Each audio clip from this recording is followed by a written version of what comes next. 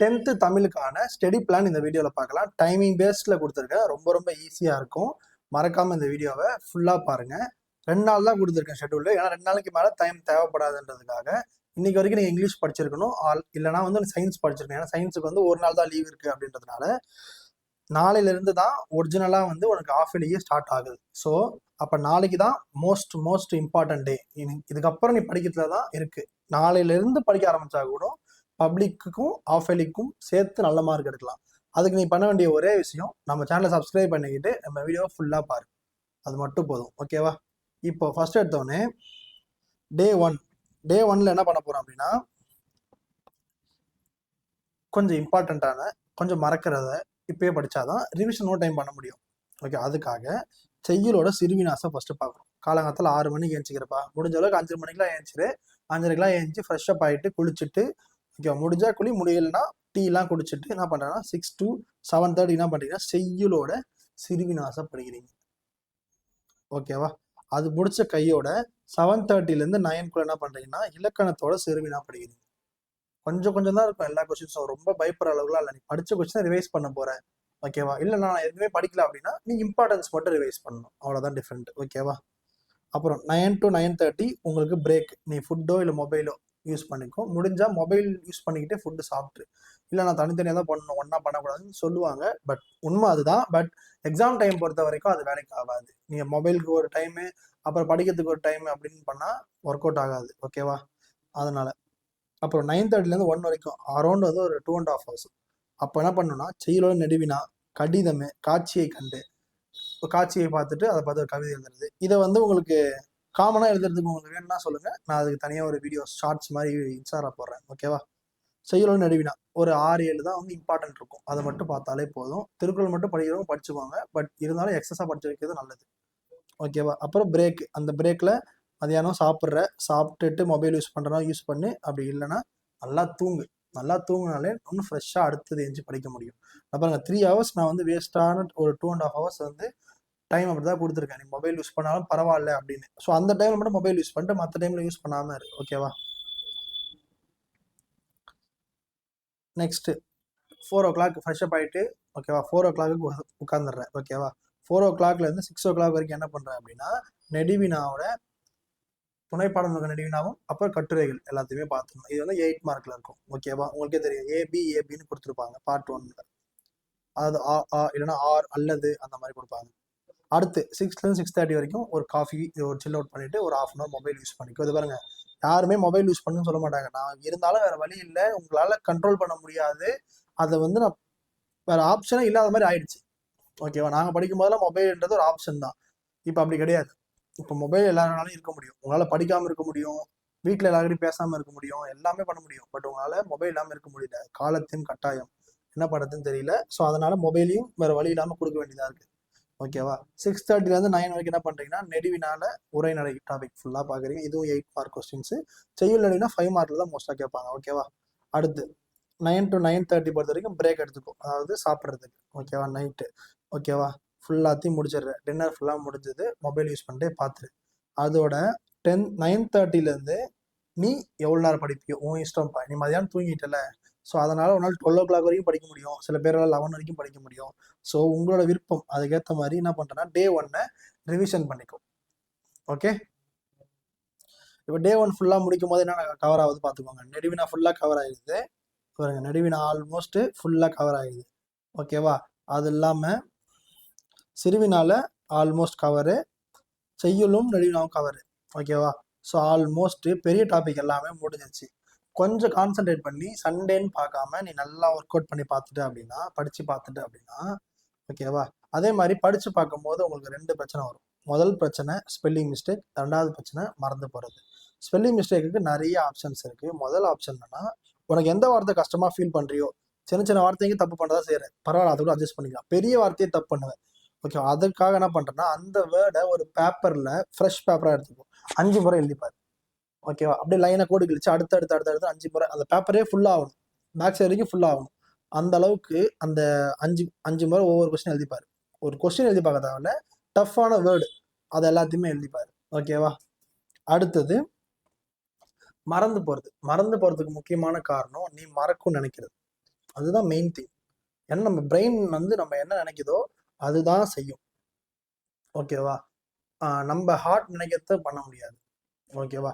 இந்த பெண்ணை சுத்துன்னு நான் வாயால சொன்னா இந்த பெண்ணு வந்து சுத்தாது. என் மூளை நினைச்சிச்சுன்னா என் கையோட வேலை மூலியமா இது சுத்தம். ஸோ இதான், அதாவது மூளை கண்ட்ரோல்ல தான் இருக்கு. இதே மாதிரி தான் நீ படிக்கணும் உனக்கு மறக்காது அப்படின்னு நீ தான் நம்பணும். ஓகேவா? நான் என்ன சொல்றேன்னா, மறக்குமா மறக்காதா அப்படின்னு நீ பயப்படியதால உனக்கு மறக்காது. கமெண்ட் பண்ணுங்க. எல்லாருமே என்ன பண்றீங்கன்னா மறக்காது மறக்காதுன்னு கான்ஃபிடண்டா கமெண்ட் பண்ணுங்க. இந்த கமெண்ட்டே வந்து உன் பிரெயின்குள்ள போய் ஆக்டிவேட் பண்ணிவிடும். உனக்கு மறக்காது உனக்கு மறக்காது உனக்கு மறக்காதுன்னு. உன் ஃப்ரெண்டு யாருன்னா கேட்பான், டேய் படிச்சா ஞாபகம் இருக்காடான்னு. அதெல்லாம் மறக்காதடா, பார்த்துக்கலாம் அப்படின்னு நீ தைரியமா சொல்லணும். ஓகேவா? நெக்ஸ்ட் டே 2 வர. டே 2 பொறுத்த வரைக்கும் உரைநடையோட இது வந்து டே 2. ஒரே நிமிஷம். இது வந்து டே 2 ஓடுது.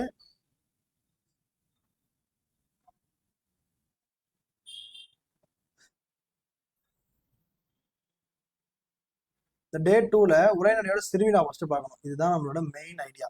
அதுக்கப்புறம் தான் மற்றது எல்லாமே பார்க்கணும். ஓகே, இதை பாருங்க. டே 2 பொறுத்த வரைக்கும்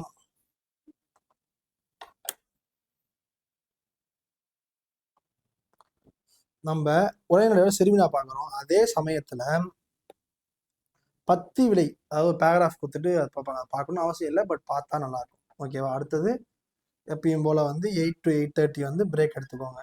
ஓகேவா? எழுந்திரிச்சு கொஞ்சம் நல்லா ஃப்ரெஷ்அப் ஆகிடு. ஆகி முடிச்சதுக்கு அப்புறமா 2 மார்க் எடுக்கிறேன். 2 மார்க் பொறுத்த வரைக்கும் குருவினா மட்டும் 2 மார்க் இல்லை, கிராமர் பாட்டு பயிற்சி வினாக்கள்னு சொல்லுவாங்க தெரியுமா, அதுவுமே வந்து 2 மார்க் தான். ஓகேவா? ஸோ 2 மார்க்குன்றத பர்டிகுலராக அதை பாருங்க, ஆல்மோஸ்ட் வந்து ஒரு 2.5 hours கிட்ட கொடுத்துருக்கேன். ஓகேவா? இந்த 2.5 ஹவர்ஸ்க்கு 2 மார்க் மட்டும்னா 2 மார்க்காக கிடையாது, 2 மார்க்குக்காக கிடையவே கிடையாது. நான் கொடுத்துருக்கிறதே வந்து இந்த குருவினான்னு வந்துச்சுன்னா செய்யுள் உரைநடை எல்லாமே வந்துடும். ஓகேவா? பயிற்சி வினாக்காக தான் இந்த 2.5 hours, அதை தான் நீ அதிகமாக ஸ்பெண்ட் பண்ணணும். ஓகேவா? அப்புறம் 11லேருந்து 1 வரைக்கும் என்ன பண்ணுறீங்கன்னா கொஞ்சம் ரிலாக்ஸாக. ஓகேவா? படிவம், மொழிபெயர்ப்பு, அப்புறமா வந்து அணி, அழகீட்டு வாய்ப்பாடு, இது எல்லாத்தையுமே பார்த்துருங்க. ஓகேவா? எல்லாமே சின்ன சின்ன டாபிக் தான், ரொம்ப ஸ்ட்ரெஸ் எடுத்துக்கிற மாதிரிலாம் இருக்காது. டக்கு டக்குன்னு முடிச்சிருவீங்க, எனக்கு நம்பிக்கை இருக்கு. ஓகேவா? அடுத்து வந்து 1 மணிலேருந்து 3:30 மணி வரைக்கும் எப்பயும் போல நீ ரெஸ்ட் எடு. மொபைல் யூஸ் பண்ணுற மொபைல் யூஸ் பண்ணு. இல்லைன்னா நான் அந்த டைம் படிப்பேன்னா தாராளமாக எல்லாம் பெண்டிங் விட்டுருக்கேன்னு பாரு, எல்லா பெண்டிங்குமே படி. ஓகேவா? நெக்ஸ்ட் 4 o'clockலேருந்து 6 o'clock வரைக்கும் ப்ரீவியஸ் இயர் கொஸ்டின் பேப்பர்ஸ் பார்க்கணும். எல்லாரும் பண்ணுற மிகப்பெரிய தப்புன்னு தெரியுமா, ப்ரீவியஸ் இயர் கொஸ்டின் பேப்பர்ஸை பார்க்கறதே கிடையாது. டே 2க்குள்ள நம்ம சேனல்லே ப்ரீவியஸ் இயர் கொஸ்டின் பேப்பர்ஸ் வந்துடும். ஆல்ரெடி ரெடி பண்ணி வச்சாச்சு. ஸோ டே 2க்குள்ள வந்துடும். ஸோ நீங்கள் என்ன பண்ணுறீங்க, ப்ரீவியஸ் இயர் கொஸ்டின் பேப்பர்ஸை பாருங்க. அப்புறம் பெண்டிங் இருக்க கொஸ்டின்ஸ்லாம் முடிங்க. இதெல்லாம் பார்த்தாலே ஆல்மோஸ்ட் முடிஞ்சிடும். ப்ரீவியஸ் இயர் கொஸ்டின் பேப்பர் சொல்றது 2020லேருந்து 24 வரைக்கும் பார்க்கணும். அப்பதான் நீ அதிகமாக மார்க் எடுக்க முடியும். புரியுதுங்களா? பாஸ் ஆகணுமே, நாம பாஸ் ஆக முடியுமா, எல்லா பேப்பரும் செக் பண்ணி பாரு. 80 மார்க் எடுக்க முடியுமா, என்னென்னலாம் மிஸ் பண்ணிருக்கோன்னு பாரு. சொல்றது புரிஞ்சிருக்கும்னு நினைக்கிறேன். கண்டிப்பா முடியும். உங்களால முடியாத ஃபர்ஸ்ட் நினைக்கவே நினைக்காது. ஓகேவா? அப்புறம் ஒரு ஸ்மால் கமர்ஷியல் பிரேக் எடுத்துக்கோ.